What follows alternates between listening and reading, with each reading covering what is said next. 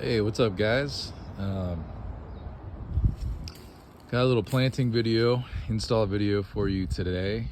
I picked up a reed avocado. This is a Brokaw tree.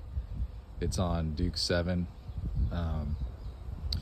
I have another reed right here, and this tree's been here. It was a 15-gallon when I put it in. It's been here for about 2 years, and it really didn't do a lot of growing the first couple of years. It flowered very heavily, and it just didn't look like it was going to take off. This year we have some flowers, moderate amount of flowers, but it looks like it's mostly pushing new growth, new leaves, new vegetative growth. So so the solution's gonna be, I'm just gonna keep it. So we're gonna have this original reed, let this continue to grow, see how it does. It seems like it's improving. And then I'm gonna put in this other reed, which was originally meant to replace this one. And we'll see. This tree was a Home Depot tree. I believe it was from Durling Nursery, and it was originally a 15-gallon. So this is a kind of, I'm not really gonna do any mounding on this tree when I plant it. We're already at the crest of a hill here in my backyard. Got some mulch down last year, and you can you can see the effectiveness of the mulch. You can see there's a hard line. That section back there had no mulch. This had mulch. There was a little bit of stuff that came through that I pulled out, a little bit of grass and oxalis, but yeah, for the most part, pretty clear. Where that tree is sitting, there used to be a lime tree there, and when I decided to keep both the trees, I relocated it to the front of the house. So the plan is to put the new reed right there where I have the sprinkler. So I'm gonna rake away the mulch and dig the hole. Okay, we're back. We got the hole dug. It's a little bit wider, about twice as wide as that sleeve. The depth is keeping the top of the root ball. It's keeping that about level with the soil, maybe slightly proud. I did break up the bottom a little bit and the sides. The soil we have here is a clay, but it's a sandy clay, so it's not as poorly draining as like a real hard pack adobe clay. We do have some rocks, but they're kind of like a soft sedimentary rock that you can kind of break up. You just want to make sure. I just made sure that I didn't have anything like that directly under the root ball, where the roots can't penetrate. I have a slot in the back, and that's going to be for this 2x2 post. It's an 8-foot redwood post from Home Depot. They're not too expensive, and redwood does pretty well in ground. Probably the best posts I've used are metal, so I would say go with that first for longevity, but the redwoods aren't too bad.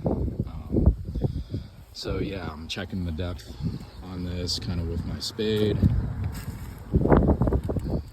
It's about there. So we're right about there. I can adjust it if I need to. Another note: this is a Brokaw tree, and these are very good, high quality trees. This one is on clonal rootstock. But I would say they come with these little collars to protect the trunk, and I would say you need to inspect those, because it looks like at the graft union there might have been a healing issue. It looks like there's a little piece of the rubber band actually got surrounded by the plant tissue, and I'm not too worried about it. I mean, this is the tree I got, so we're gonna deal with it. As the tree gets bigger and the trunk grows larger, it will surround that wound and strengthen it with callus tissue, but just something to be aware of. If you get a tree like that, just one of these trees, just check under the collar and just make sure everything looks good. I don't think that's going to be a huge issue for the tree. And it seems to be growing fine. It just, since I've had it here about a month, I got it about a month ago. Shout out to REM for putting together the Brokaw order. Appreciate that. But I got it about a month ago, and it's pushed all this new growth since then and pushed all these flowers out. So it seems healthy. So yeah, I'm gonna get it in the ground and install the post, and I'll show you what that looks like when I'm done. Okay, we're all done. We got it planted. I removed the nursery stake. It was tied on there pretty tight to keep it from moving, and you know, I wanted to be able to wiggle around a little bit, start to strengthen the trunk.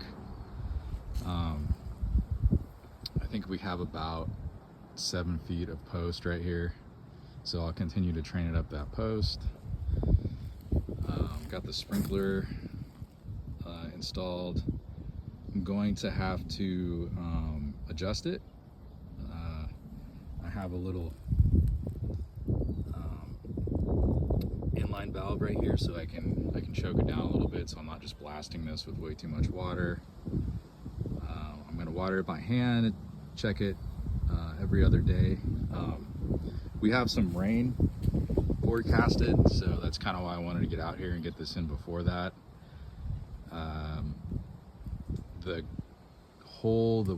The soil was damp, it was slightly wet but not soaked, so I didn't really need to pre-water or anything, and prevent the surrounding soil from sucking the water out of the root ball. Just gonna keep those 2 ties on it right there. The trunk right there is exposed, so I'm probably going to put that sleeve back over it until I get around to painting. This is kind of, we're looking at it from kind of a southwest direction, so all of this stem right here is going to get blasted, and this will probably get some sun, afternoon sun, until it finishes flowering and it leaves out a little bit more to cover itself. So I'll go ahead and throw a little bit of a whitewash on there just as a precaution, and test that sprinkler out, and that's about it right there. I'm going to hand water it in right now. I'll probably give it about 4 or 5 gallons, and that's it. Let me know if you guys have any suggestions on this, and that's it. See you next time.